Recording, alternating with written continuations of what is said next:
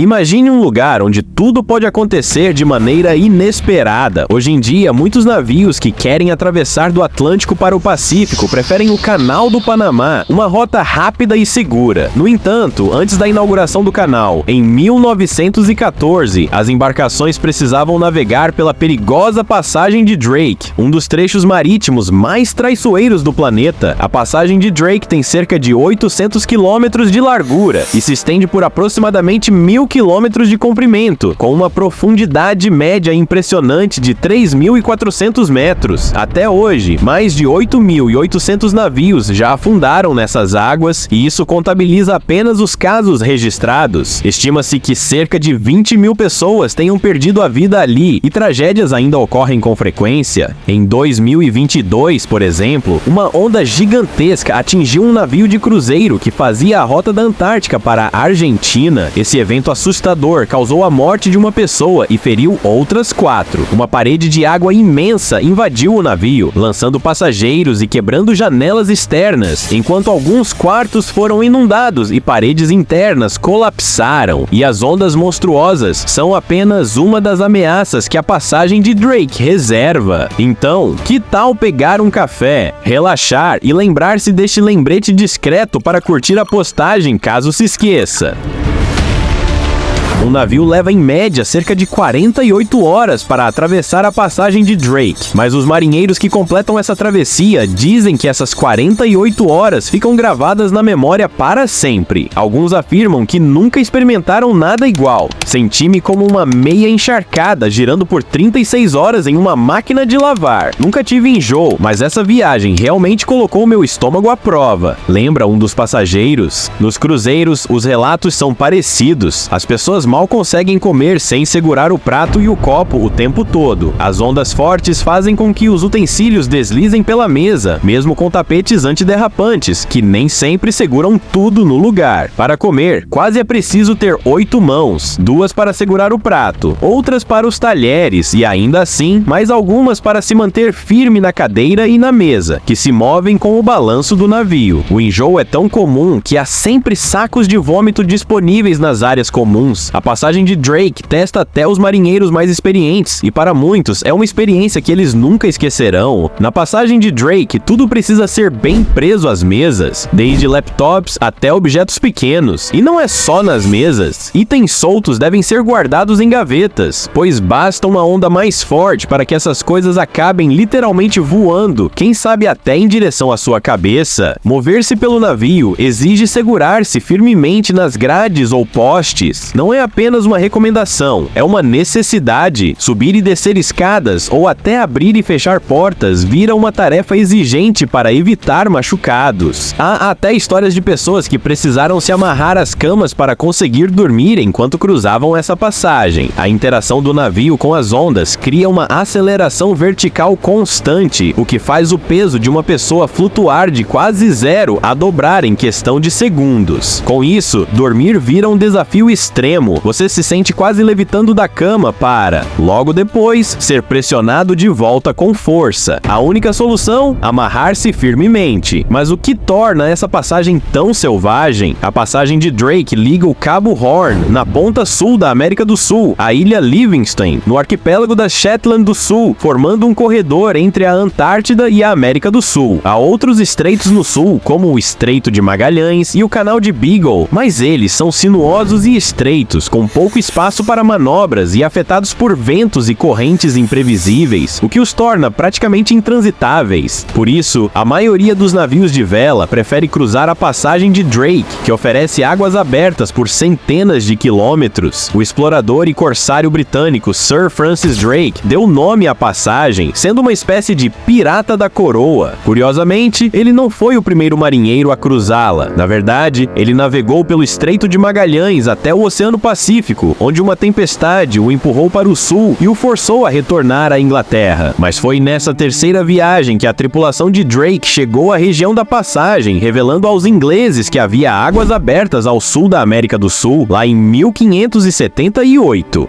As águas duríssimas da passagem de Drake são uma das razões pelas quais ninguém pisou no continente antártico até o século XIX. Simplesmente era difícil demais chegar lá. Para começar, os ventos são imprevisíveis. Se uma tempestade surgir, pode ser em qualquer época do ano, pois a localização da passagem de Drake, onde os 3 maiores oceanos do mundo, Pacífico, Atlântico e Austral, se encontram, favorece a formação de ciclones. O ar frio da Antártida colide com as águas mais quentes dos oceanos ao norte, criando uma zona de tempestades constante em uma área de aproximadamente 1000 quilômetros. Além da diferença de temperatura nas águas, a falta de massas terrestres ao redor da Antártida também intensifica os ventos. O Oceano Austral circunda o continente gelado da Antártida sem barreiras terrestres, permitindo que ventos poderosos girem livremente ao redor do planeta. No mapa, a cor azul clara da água destaca essa região como a mais ventosa do planeta, superando até as zonas agitadas do Atlântico Norte. No hemisfério norte, massas continentais vastas barram os ventos fortes, impedindo que eles atinjam grandes velocidades.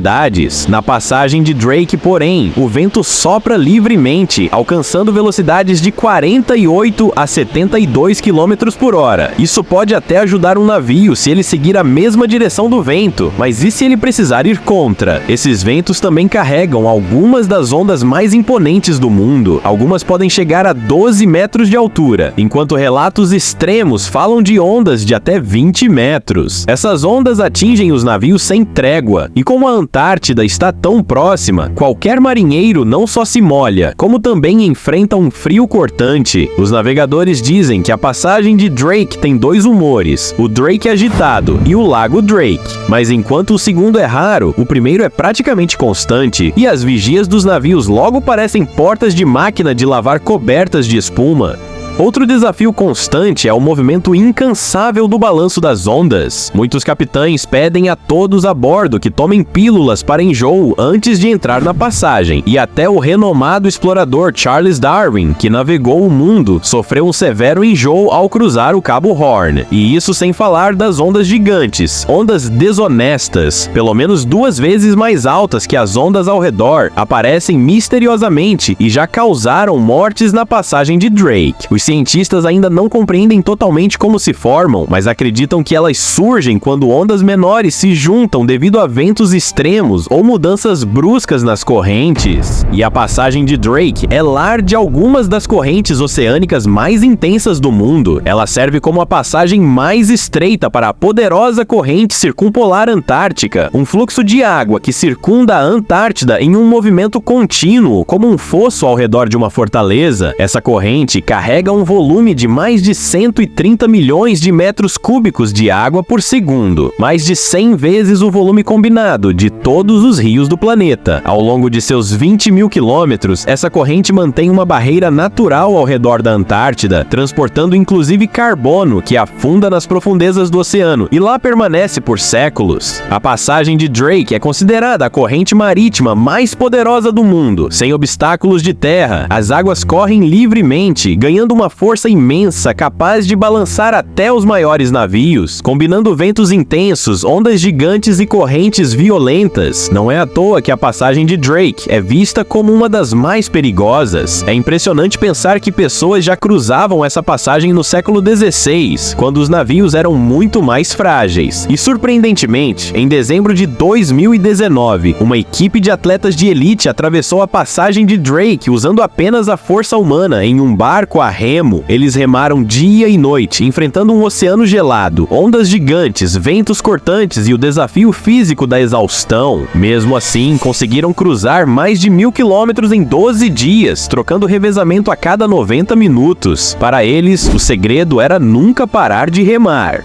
Há também histórias sobre um navio fantasma na passagem de Drake. Segundo a lenda, a escuna Jenny partiu da Ilha Branca em 1822 e congelou no local em 1823. Acredita-se que tenha sido avistada em 1840 por outro navio, com toda a tripulação preservada pelo frio antártico. No entanto, é apenas uma lenda. A realidade é que navios continuam a passar pela passagem de Drake, apesar dos riscos e da criação do Canal do Panamá. Panamá. Mesmo que o Canal do Panamá ofereça uma alternativa rápida e segura, muitos megacargueiros ainda são grandes demais para passar por ele, sendo obrigados a navegar pelo Cabo Horn e enfrentar a temida passagem de Drake. Embora os navios modernos estejam mais protegidos, com tecnologia avançada e sistemas de estabilização, a travessia ainda oferece um desafio físico e uma experiência marcante. Hoje, grandes navios de cruzeiro e expedição que transportam passageiros enfrentam a passagem com maior segurança, mas a força do oceano e o risco ainda são reais, o que torna cada travessia memorável e única.